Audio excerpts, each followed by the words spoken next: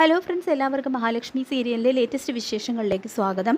അങ്ങനെ കരുണയും പ്രതാപനും കൂടി ഉണ്ണിയെ പതുക്കെ നടത്തിക്കൊണ്ടുവരികയാണ്. ഇതേ സമയത്ത് തന്നെയാണ് മേഘനയും താങ്ങി പിടിച്ചുകൊണ്ട് വാമൻ വരുന്നത്. അപ്പോൾ അവരങ്ങനെ പരസ്പരം മുഖാമുഖം കാണുന്നുണ്ട്.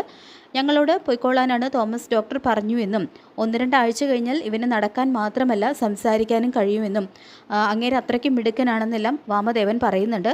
ഏതായാലും മേഘേട്ടൻ ആരോഗ്യത്തോടെ തിരിച്ചു വന്നു കഴിഞ്ഞാൽ എല്ലാത്തിനും ഒരു പ്രതീക്ഷ ഉണ്ടാകുമായിരുന്നു എന്നെല്ലാം കരുണ പറയുമ്പോൾ, മോള് വിഷമിക്കേണ്ട, ഏതായാലും ഞാനും ഇവനും ജയിലിലേക്ക് പോകാനായിട്ട് ദിവസങ്ങൾ എണ്ണി കാത്തിരിക്കുന്നവരല്ലേ.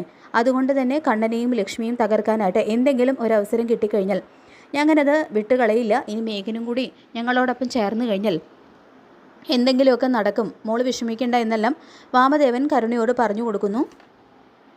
അങ്ങനെ ഉണ്ണിയും ഇപ്പോൾ നടക്കാൻ തുടങ്ങിയതുകൊണ്ട് തന്നെ തോമസ് ഡോക്ടർ ഉണ്ണിയോടും വീട്ടിലേക്ക് പോയിക്കൊള്ളാനായിട്ട് പറയുന്നുണ്ട്. അങ്ങനെ തിരിച്ച് കമലേശ്വരത്ത് എത്തുകയാണ് കരുണ ഉണ്ണിയും കൂട്ടി. അപ്പം മഞ്ജു പോയിട്ടുണ്ടാകും എന്നാണ് കരുതിയിരുന്നത്.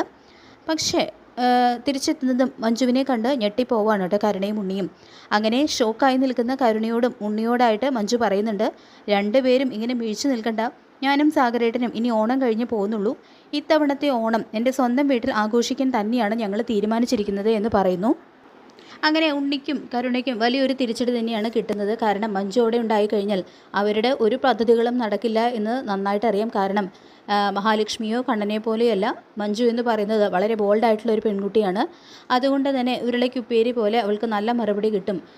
എന്തായാലും അവരുടെ ഒരു പദ്ധതിയും നടക്കില്ല എന്ന് തന്നെ കരുണയ്ക്ക് നന്നായിട്ട് അറിയാം. അതുകൊണ്ട് തന്നെ മഞ്ജുവും സാഗറും അവിടെ നിൽക്കുന്നതിനോട് ഒട്ടും യോജിക്കാനായിട്ട് കഴിയുന്നില്ല കരുണയ്ക്കും ഉണ്ണിക്കും.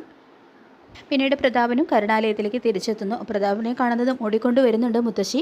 എന്തായി പ്രതാപ, ഉണ്ണി നടന്നു തുടങ്ങിയോ എന്നെല്ലാം ചോദിക്കുമ്പോൾ, അമ്മേ, ഇനി വൈദ്യൻ കൊടുത്തുവിട്ട ചില മരുന്നുകളൊക്കെ ഉണ്ട്, അത് കഴിച്ചാൽ മതിയെന്നാണ് പറഞ്ഞിരിക്കുന്നത് എന്നെല്ലാം പ്രതാപൻ പറയുന്നു.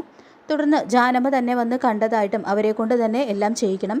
ഇനി കുഞ്ഞിനെ കൊല്ലാൻ നോക്കൊന്നും വേണ്ട. ദേവരാജനെ കണ്ട് അവന് ചികിത്സയ്ക്ക് വേണ്ട പണമൊക്കെ ഞാൻ കൊടുത്തിട്ടുണ്ട്. എന്താ വേണ്ടതെന്ന് ഞാൻ അവനോട് പറഞ്ഞിട്ടുണ്ട്. ഇനി ജാനമ്മയല്ല ദേവരാജനെ കൊണ്ടാണ് ഞാൻ ചിലതൊക്കെ ചെയ്യിക്കാൻ പോകുന്നത്. കുഞ്ഞിനെ അവൻ കൊണ്ടുപോയി കളയും. ഏതെങ്കിലും ഒരു കാട്ടിൽ കണ്ണൻ്റെ കൂട്ടുകാരൻ്റെ വീട്ടിനകത്ത് ഇനി ഉയരാൻ പോകുന്നത് നിലവിളിയാണെന്നെല്ലാം പ്രതാപൻ പറയുന്നുണ്ട് കേട്ടോ. അപ്പോൾ ഇതൊക്കെ കേട്ടിട്ട് മുത്തശ്ശിക്ക് ആകെ പേടിയാവുന്നുണ്ട്. തുടർന്ന് അവരാ വിഷം കുഞ്ഞിന് കൊടുത്തിട്ടും ആ കുഞ്ഞിനൊന്നും സംഭവിച്ചില്ലേ എന്നെല്ലാം മുത്തശ്ശി ചോദിക്കുമ്പോൾ, അവരാ കുഞ്ഞിന് വിഷമൊന്നും കൊടുത്തിട്ടില്ല അമ്മേ, നമ്മളെ വെറുതെ പറ്റിക്കാൻ വേണ്ടി പറഞ്ഞതാണെന്നെല്ലാം പ്രതാപൻ പറയുന്നുണ്ട് കേട്ടോ. എന്തായാലും ഈ മരണക്കളിയിൽ കുഞ്ഞിന് എന്തെങ്കിലും സംഭവിക്കും, അത് എനിക്ക് ഉറപ്പാണെന്നെല്ലാം പ്രതാപൻ ആത്മവിശ്വാസത്തോടുകൂടി പറയുന്നു. അങ്ങനെ കണ്ണനും മഹിയും മഞ്ജുവിനോടും സാഗറിനോടും ദുർഗയോടൊക്കെ യാത്ര പറഞ്ഞ് തിരികെ കുഞ്ഞിനെയും കൊണ്ട് അനന്തുവിൻ്റെയും ലേഖയുടെയും വീട്ടിലെത്തുന്നു. അപ്പോൾ ലേഖയെ കാണുമ്പോൾ തന്നെ തങ്ങൾ അവിടെ ചെന്ന കാര്യം മഞ്ജുവിനെ വിളിച്ച് അറിയിച്ചതിനെക്കുറിച്ച് ചെറിയൊരു നീരസം കണ്ണനും മഹിയും പ്രകടിപ്പിക്കുന്നുണ്ട് കേട്ടോ. തുടർന്ന് ജാനമ്മയും കുഞ്ഞിനെ നോക്കാനായിട്ട് എത്തുന്നുണ്ട്. ഏതായാലും നീറുന്ന മനസ്സോടെയാണെങ്കിലും ദേവരാജനെ കൊണ്ട് കുഞ്ഞിനെ കടത്താനുള്ള എല്ലാ സഹായവും ജാനമ്മ തന്നെയാണ് ചെയ്തു കൊടുക്കുന്നത്. അങ്ങനെ ദേവരാജൻ മഹിയും ലേഖയും അറിയാതെ തൊട്ടിലിൽ കിടക്കുന്ന കുഞ്ഞിനെ രാത്രി വന്ന് എടുക്കുന്നു. എന്നിട്ട് ഒരു കൊടും കാട്ടിലേക്കാണ് കേട്ടോ കൊണ്ടുപോകുന്നത് കുഞ്ഞിനെ കളയാൻ വേണ്ടിയിട്ട്.